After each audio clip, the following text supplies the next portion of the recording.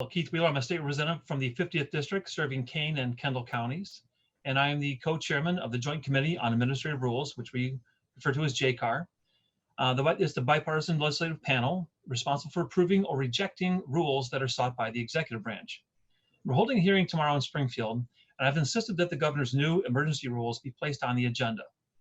I believe that the governor's action to criminalize folks trying to protect their livelihoods and support their families by threatening them with a Class A misdemeanor charge is a vast government overreach in a time when small business owners are doing everything they can just to stay afloat.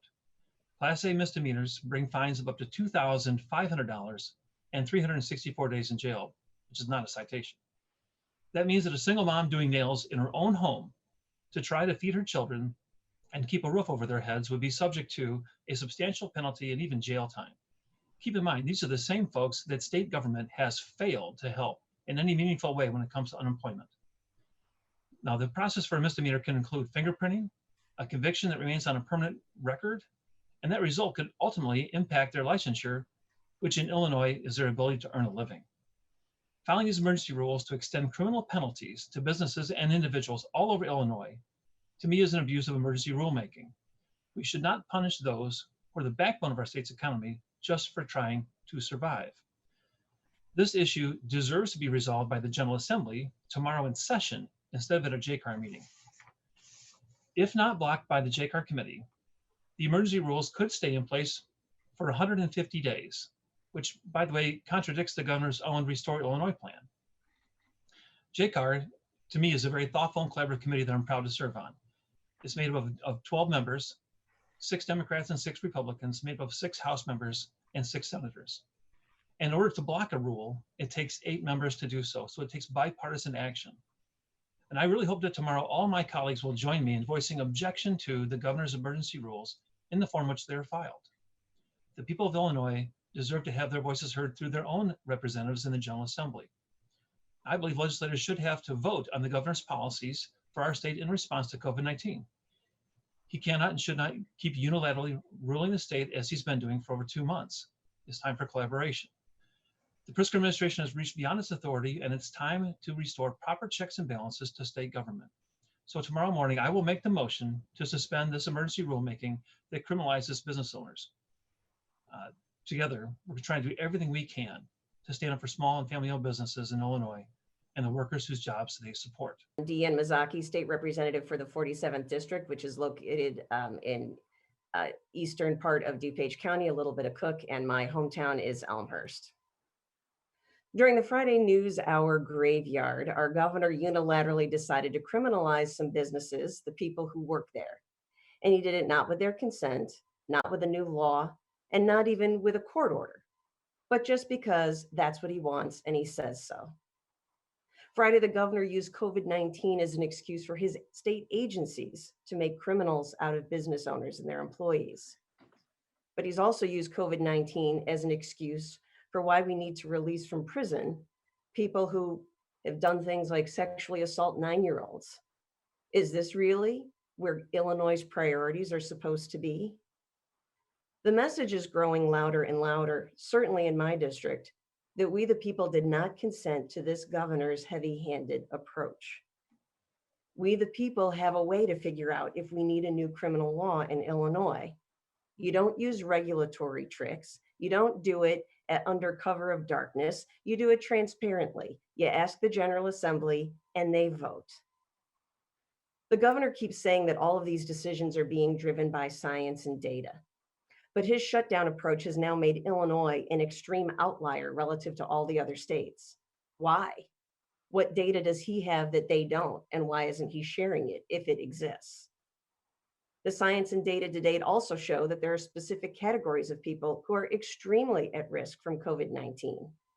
The states that tailor their policies to protect those people, particularly the elderly living in nursing homes and assisted living facilities, they've had far fewer deaths than in Illinois. They've opened up almost everything else. Why does our governor want these same things shut down and our most vulnerable not protected the way they should be? The governor says he's using science and data in his plan regions, but he basically lumped everything from DuPage County farms to Wisconsin border residents and southern Kankakee into his Northeast regional plan so that Chicago could try to look better. But when some remdesivir came in, did we see equal treatment and equal distribution throughout the region? Oh no. Chicago got everything, and DuPage County, where my district is, got nothing. So this is not science and data, and frankly, it's even going beyond politics. This is arbitrary and abusive, and it has to stop. Now, the governor may not like it, but the Illinois Constitution and legislative statutes have put a chain on what his people can do. And saying your intentions are good doesn't justify breaking those chains.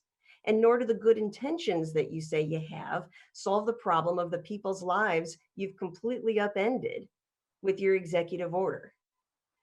So people have been extraordinarily good neighbors in my district, but they know that there's something just not right about this process anymore. They see the governor's got ever-changing plans. They see a lack of basic common sense, and they have doctors they want to see and families they want to feed and lives that they want to live. And they are refusing to comply because what the governor is doing doesn't work for them. And he hasn't worked with them to get them to a good place.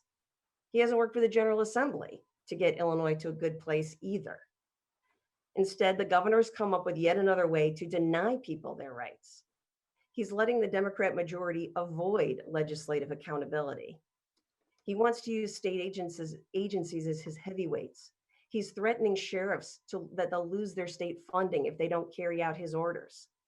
Who voted to weaponize business licenses and utility hookups against small businesses because they're not on board with government by I said so?